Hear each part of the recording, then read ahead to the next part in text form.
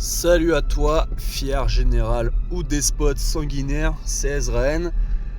Aujourd'hui, petite vidéo un petit peu différente des autres, ce n'est pas un rapport de bataille, c'est juste un petit point sur la chaîne. Elle a beau être mine de rien assez jeune, on commence tout juste à faire des vidéos, j'ai l'impression que ça plaît, mine de rien. Donc l'objectif c'est d'accélérer, d'accentuer et de montrer un petit peu où est-ce que je veux aller.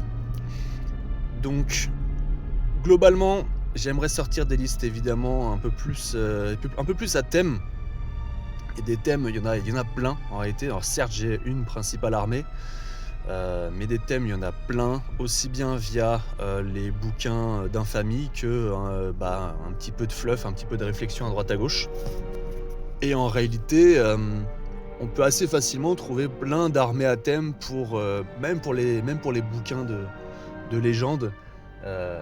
Chez les contes vampires, on pourrait dire tiens, je pars sur une armée Moussillon, donc avec plein de chevaliers. Je pars sur une armée Bois des Goules, avec plein de nécrophages. Une armée Drakenholf. Pour les hommes lézards, pareil, t'as Exaholt avec plein de Saurus, principalement du Saurus, même si, a priori, c'est pas très bon. Mais tu peux aussi sortir une armée de Zlatlan, culte de Sotek, là, quelque chose comme ça, spécialisé dans le poison, donc avec tout ce qui peut faire du poison à droite à gauche. Après, si on revient sur les bouquins sortis, même chez les nains, Forteresse Naine, tu peux facilement sortir une armée clan royal de Karaz à Karak. Une armée clan royal, mais cette fois-ci plutôt de Karak Kadrim, chez les tueurs. Tu vas pouvoir sortir Sbouffar pour un truc spécial ingénieur, machine de guerre, etc. Karak Irn pour une armée un peu plus traditionnelle, où tu enlèves totalement tout ce qui est à poudre. Donc t'as plus de canon à flamme, canon, arquebuse, pistolet. Et gyrocoptère aussi, puis hop, tu retires, et ça te fait des armées à thème. Ça te fait des super armées à thème. Et je pense que dans une optique de chaîne YouTube comme ça, où il n'y a pas de liste opti avec des dragons, des machins, des trucs, tu peux facilement sortir des trucs qui changent un petit peu et proposer des trucs un peu sympas. Je vais vous montrer juste après un petit peu ce que j'ai déjà en stock. Ce que j'ai en tête, c'est une armée de chevaliers panthères. C'est celle où j'ai déjà le plus de figurines. Donc quand j'ai une armée, c'est à partir sur un objectif de 2000 points. Une armée de chevaliers panthères, avec tout ce qui va bien dedans, aussi bien du chevalier de base que du cercle intérieur que du demi-griffe, avec les héros qui vont bien, vraiment la composition vraiment du livre d'infamie, de l'armée d'infamie. Une autre armée qui me plaît beaucoup, ce serait l'ordre de chevalier du soleil flamboyant, parce que les figurines notamment de Lastward miniature sont magnifiques, aussi bien celles de chevalier classique que celles de demi-griffe.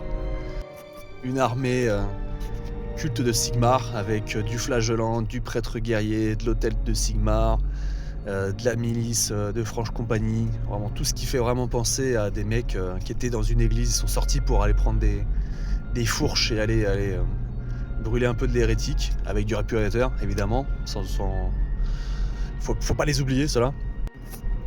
Donc là, si on revient sur le bouquin, on a Nuln, donc il y en a moyen d'en faire deux, moi j'en vois deux, pour profiter au maximum des règles qui nous sont proposées. C'est une armée à base de très défensive, comme Nuln au final, très défensive à base d'ingénieurs et de machines de guerre, vraiment pour profiter des règles de toutes les petites règles d'ingénieurs et les règles de machines retranchées, etc. Donc une armée très défensive, avec un énorme bloc d'albardiers, etc. Et une autre armée d'avant-garde de Nuln, pourquoi avec plein d'escorteurs, des pistoliers, patrouilleurs, parce que les pistoliers sont à chier. Ils sont pas à chier, ils sont juste injouables, c'est pas pareil. Mais voilà, plein d'escorteurs pour profiter à fond de la règle qui dit que ils ont que -1 quand ils se déplacent, ce qui est génial en soi, hein. J'ai pas encore testé, mais ce que je trouve très bien pour améliorer la mobilité. Donc vraiment voilà, beaucoup d'avant-garde, même l'avant-garde au final sur les machines de guerre, hein. Pourquoi pas avoir une machine de guerre avec de l'avant-garde, pourquoi pas avoir du chariot, de guerre, parce que ça bouge bien. Voilà, vraiment une armée un peu plus mobile, un peu plus sur dada, sur poney. Pourquoi pas. Et au final, j'aime bien aussi la figurine du général Hans, spécialisé dans le mercenaire. Donc une armée que je vois bien, c'est une armée de mercenaires. Une armée de mercenaires avec, j'ai déjà vu pas mal de figues, avec des, des ogres impériaux, pourquoi pas quelques nains par-ci par-là, pourquoi pas la compagnie de Hitlers, Hitler, le prince Hitler, la compagnie dragon, quelque chose comme ça. Voilà, ça c'est les quelques armées que je vois pour la chaîne. Bien évidemment, en parallèle de ça, continuer d'acheter quelques figues à droite à gauche, surtout s'il y en a des jolies qui sortent et si j'ai les sous d'hommes bêtes. Mais pour l'instant, voilà, j'ai quand même des armées vraiment à thème avec des gameplays bien différents pour l'Empire, donc on va en profiter.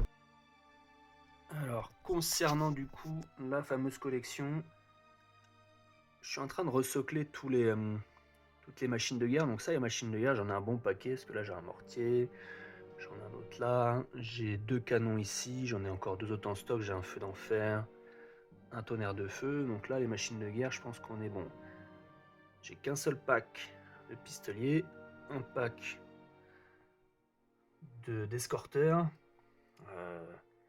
Bon, le Pégase là, c'était une conversion, il faudra quand même que je le refasse. J'ai quand même 2 griffons, un gros et un plus petit, pour un capitaine éventuellement. En termes de troupes, le pack de lanciers vous connaissez bien, il y a quelques-uns qu'il faut que je peigne encore. Quelques héros, un petit pack d'arbalétriers, un gros pack d'épéistes. Là je suis en train de peindre, c'est pour ça qu'ils sont pas là, des halbardiers. Un gros pack d'arquebusiers, quelques mages, donc ça je pense qu'on est bon. Peut-être que j'en refasse un ou deux, histoire de varier un peu les domaines. En termes de cavalerie pure, j'ai pas mal de héros, accumulés au fil du temps.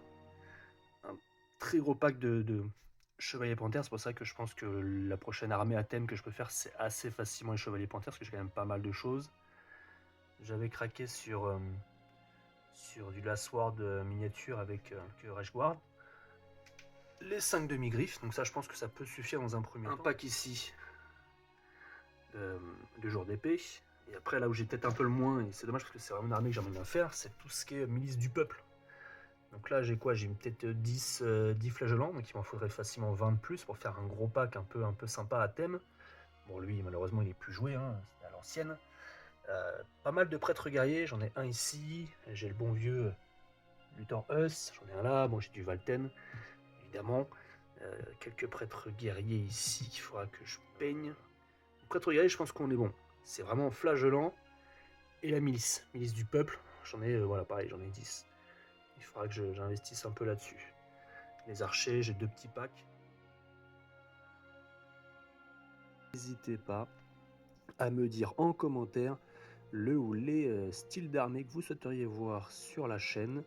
J'essaierai d'accentuer les efforts dessus, de trouver les bonnes figurines. N'hésitez pas non plus aussi à me proposer des types de listes adverses. J'essaierai de trouver les adversaires en conséquence et pourquoi pas recréer quelques petits scénarios un peu sympathiques. Voilà, l'idée c'est de faire vivre aussi un petit peu la chaîne là-dessus. Donc je vous remercie et à très bientôt.